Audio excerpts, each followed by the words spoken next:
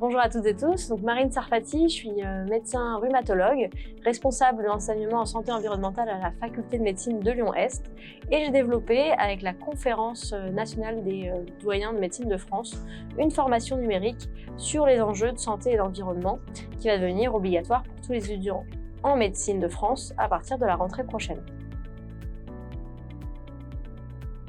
En fait, dans la chronologie des événements, je me suis d'abord intéressée à l'environnement au sens large au décours de mon master de recherche que j'avais fait à New York, où j'avais été amenée à travailler, à faire de l'expérimentation animale et à travailler sur des souris. Et ça avait tout simplement éveillé en moi plein de questions sur notre rapport à l'animal et de fil en aiguille notre rapport au monde. De là, je suis revenue donc finir mon internat de médecine et j'ai vu qu'il y avait des liens évidents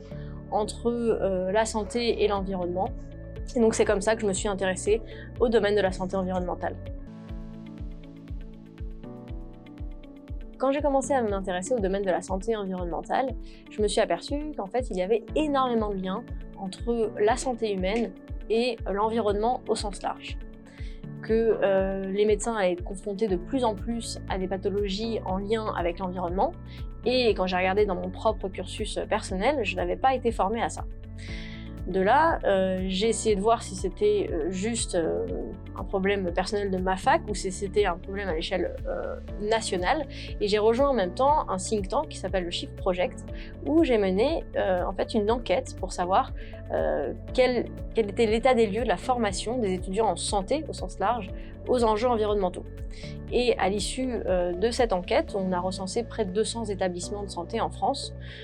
Il y avait seulement 31% des étudiants interrogés qui disaient avoir eu un enseignement sur les enjeux environnement et santé dans leurs études. Et par contre, il y avait une vraie demande de la part des étudiants, parce qu'on a fait aussi une enquête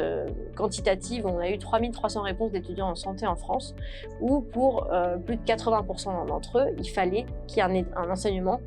qui soit érigé. Une fois qu'il y avait cette demande de la part des étudiants et que j'ai constaté que l'offre de cours était insuffisante, je me suis demandé pourquoi c'était insuffisant et donc on est passé à l'étape 2 de l'enquête qui était une enquête qualitative où là on est parti interviewer des professionnels du domaine de la santé, donc des doyens de médecine, des directeurs d'études des écoles de santé publique, des personnes au ministère de la Santé et de l'Environnement. Et au final, les réponses étaient unanimes, j'étais assez étonnée. Il y avait une vraie demande et un vrai besoin qui était identifié de créer cette formation sur les enjeux environnementaux. Et donc, la difficulté n'est pas venue en fait d'argumenter sur le fait qu'il fallait le faire, mais de le faire et de mettre en pratique. Donc ça a été un long travail pour essayer donc nous on a tourné 6 heures de vidéos autour de ce sujet-là,